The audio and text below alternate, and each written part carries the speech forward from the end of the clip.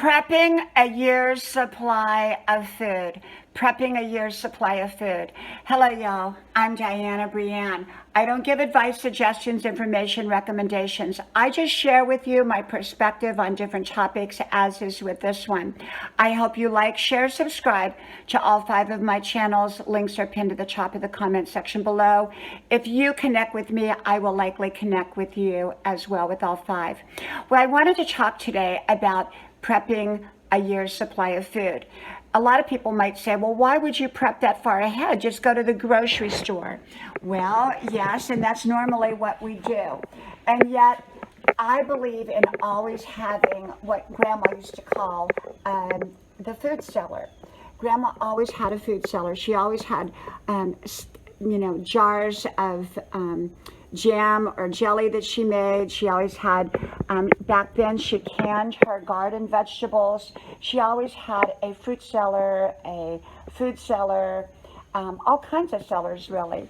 And I believe in having a good supply for those that want to do that. Now, some people would say, no, I'll just depend upon the grocery store. And so for those that want to have a year's supply of food, I believe it's wise to have non-perishable items, because if you go out and you buy perishable items, obviously they're not going to last a year. If you buy perishable items that you can freeze, what happens if the electricity goes out? Now, y'all know I had 3 freezers go out. Refrigerators go out at the same time, and they're new refrigerators, and they all went out, but they all came back on the next day, but a lot of things melted. Now, that's a whole nother video and a whole nother topic. Why did they go out at the very same time? And from a spiritual perspective, I said it's kind of to keep me alert and on my toes, if that makes sense to you. But I did another video on when my 3 refrigerators went out. So for that reason, I'm very hesitant about keeping too much in the freezers as far as prepping for a year, because what happens if the electricity goes out for any reason? Okay, you've lost it all. And so I think that was sort of an alert for me to not use my freezer or my refrigerator as a year's supply of food. So what do you do? What kind of foods would be good for a year's supply? Well, first of all, canned goods are usually pretty good. And you always have to look at your date for expiration.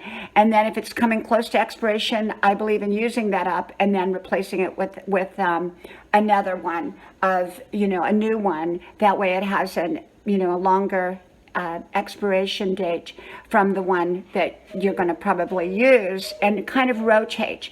And so nonetheless, I believe in, if you're going to have dry goods like spaghettis or the noodles, the dry noodles, or rice, they need to be packaged right. You do some research on the internet on how to package or seal up so that the shelf life will be at least a year long.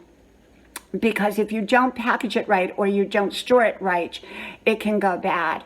But many, many things like beans and rice and, pastas, they'll last a very, very long time. They have a great shelf life. Canned goods are another great source of a longer term shelf life.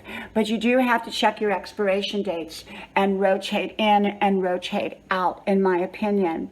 I believe in having a good little supply of non-perishables. And then if you buy perishables, and you can, use your perishables and kind of mix and match. But I think it is good to have, grandma's cellar, grandma's food cellar type of attitude. At least I do. And but you do have to be very alert that not all food will store well. And so I think it's better to have non-perishable items if you're going to do a year's time of food, and should be very alert in how you're storing it. Okay, from my house to yours, may God bless you. I hope you like, share, subscribe, and I hope to talk to you soon again. Bye-bye.